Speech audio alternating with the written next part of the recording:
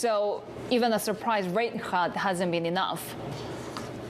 Not enough, but really, if you looked at the markets yesterday, they really latched on to that stimulus. The minimal cuts, of course, in the, the one-year MLF loan rate, as well as the 7-day reverse repo rate.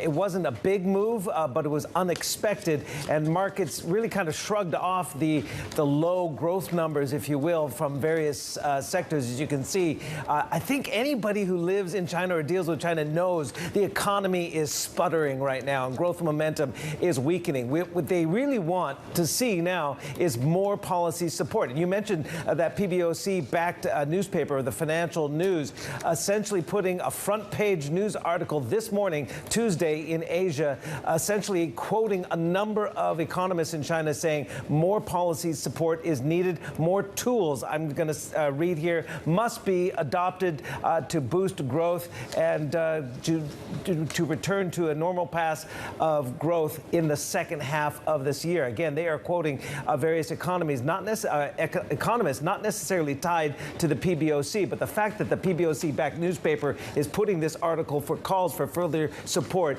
is kind of an indication that the PBOC may be working on other things. One thing that they did mention in the Securities Times, another newspaper that is officially backed, of course, in China, just about every single one is, they're calling perhaps there could be the cut in the loan prime rate at banks in the coming months, if you will. Here's what some of the key economists Bloomberg News has talked about, and they are also latching on to a number of the policy moves that could come.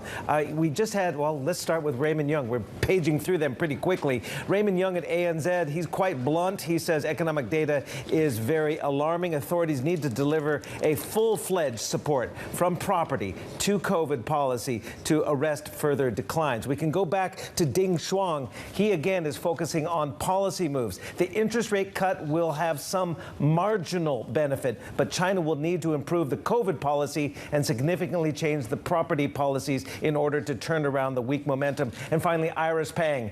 She didn't mince her words. She said the rate cut shows the entire economy is in trouble. It's not just property. It's not just COVID zero.